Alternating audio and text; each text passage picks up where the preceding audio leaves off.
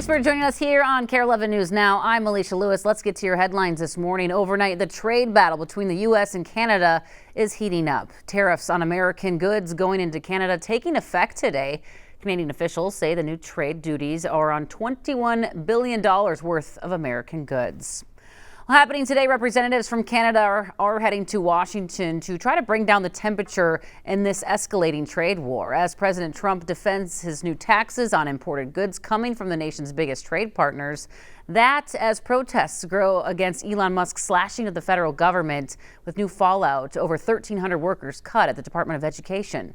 NBC's Alice Barr has more from Washington. Hi there. More uncertainty today between the trade war and the government cuts, this time leaving parents with lots of questions as President Trump looks to reshape the American education system. Concern and confusion over the Trump administration's deep cuts to the Department of Education, slashing its workforce in half. While schools are largely funded and run at the state and local level, the federal education department protects students with disabilities, investigates discrimination cases, and helps low-income school districts. This retired teacher outraged. Without the Department of Ed, there's a lot of America, especially rural America, where kids aren't really going to have a chance to break out of poverty. Sharia Smith lost her job in Texas at one of 6 regional offices education officials say were shut down. My family is now trying to figure out how we overcome the loss of my income. President Trump wants to abolish the education department, though that would take an act of Congress. He defended the mass firing, saying this without evidence. I feel very badly, but many of them don't work at all. Wyoming superintendent of public instruction among those celebrating the changes. Streamlining those funds to the states and putting us back in charge of our kids. Even as protests against the Department of Government efficiency grow across the country, also escalating the Trump trade war. The United States of America is going to take back a lot of what was stolen from it by other countries. With top allies retaliating against the president's new tariffs on global steel and aluminum imports.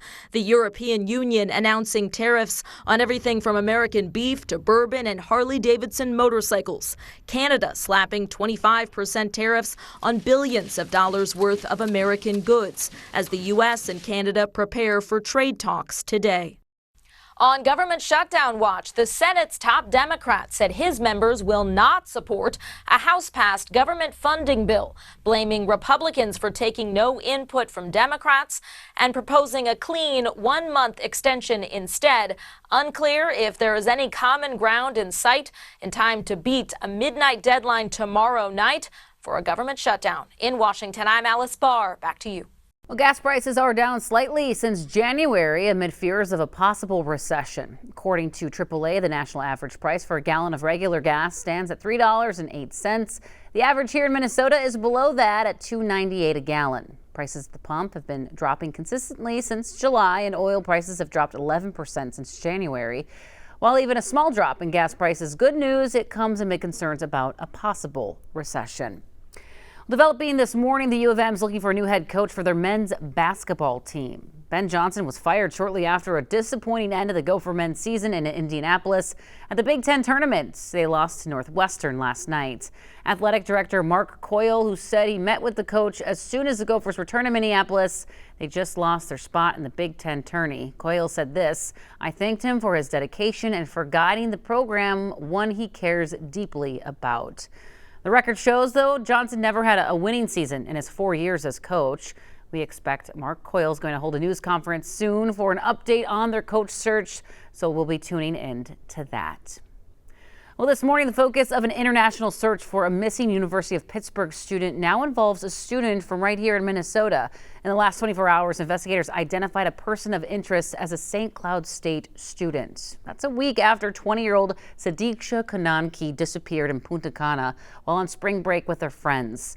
Jesse Kirsch has the latest from the Dominican. It's now been more than a week since a surveillance camera captured some of the last known images of college student Sadiqa Kananki in the Dominican Republic. And now sources familiar with the investigation tell NBC News that video also shows the young man being called a person of interest. The sheriff's office in Loudoun County, Virginia, where Kroenke is from, says a 22-year-old man is being considered a person of interest because he was the last person seen with Kroenke before she vanished from this Punta Cana beach. A spokesperson stressing it's not the same thing as a suspect, as this is not a criminal matter. It is still a missing person case. The sheriff's office, which has no jurisdiction in the case, says it sent detectives to Punta Cana to support the FBI. En compañía de un amigo. But Dominican Republic authorities, who are leading the case, have not publicly indicated if the individual is a person of interest in their investigation.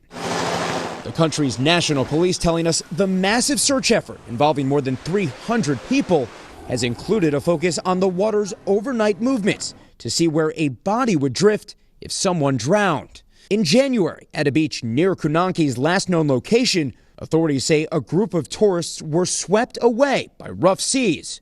4 did not survive. Kroenke's mysterious disappearance not keeping spring break crowds away. But some young visitors here reflecting on the situation. Makes you think twice about how safe the Dominican Republic really is, and specifically this resort. In a previous statement, Rio Hotel said they were deeply concerned about the disappearance of one of our guests, adding they are working closely with the local authorities, including the police and the Navy, to conduct a thorough search. Now, a week into this mysterious disappearance of a U.S. college student, investigators still searching for answers. Well, today, the alleged mastermind of the $250 million Feeding Our Future fraud scheme, Amy Back, will be back on the stand. Her attorney is going to wrap up questioning her, and cross-examination will begin after that. This follows a day in court where Bach defended her work, saying she did her best to root out any fraud. She testified that her co-defendant, who is charged but has fled to Somalia, was supposed to be responsible for oversight of many of the meal sites that are now accused. The judge said she wanted to wrap up by tomorrow, but with more questioning and closing arguments, it's likely going to be bleeding into next week. Well, this morning, Pope Francis still recovering in the hospital from double pneumonia as he marks a major milestone in his papacy. Today is the 12th anniversary of his election as Pope. As for his health, the Vatican says that the pontiff is making gradual improvements and is no longer in danger of dying. A T-minus 43 minutes until launch, and with 3 astronauts strapped to the Dragon capsule, NASA and SpaceX scrubbed the launch of Crew 10 over a problem with a hydraulic line on the clamp arm that holds the rocket to the tower. This means another delay for stranded astronauts Butch Wilmore and Suni Williams. NBC's Tom Costello has more from the Kennedy Space Center. Yeah, good day. SpaceX and NASA engineers will now try to launch Crew 10 Friday evening, 7:03 p.m. Eastern Time. That's if they can dissect and understand exactly what the problem is. And it's not with the rocket. It is actually with the hydraulic issue with the arm, the clamp arm that comes out and holds the rocket in place while it's at the structure here on the ground. Before they can launch Crew 10, they've got to understand and fix that problem. That means Crew 10, made up of 3 astronauts and 1 cosmonaut, they were on the pad last night. They were actually strapped in, ready to go, but they had to get out and leave.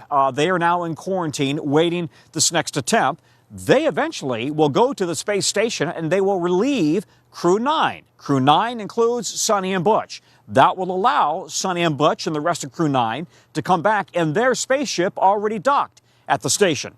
In this case, the best case scenario for a splashdown is next Wednesday, either in the Gulf or in the Atlantic. Back to you. Hopefully we can get him home soon. All right, right now the next phase of expansion of Terminal 1 at MSP Airport is underway. Airport officials say they were adding more than 150,000 square feet of space in the G concourse.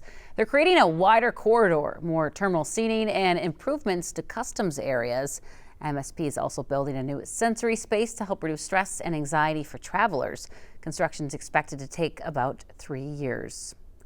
Perhaps a sure sign of spring, or at least fake spring, right? Just before lunch today, you could tee off at the Fort Snelling Golf Club. They're opening for the season at 11 o'clock today, but for right now, only 9 holes and no carts allowed. Tee times are first come, first serve. Well, stick with us. More news and weather coming up on KARE 11 News Now.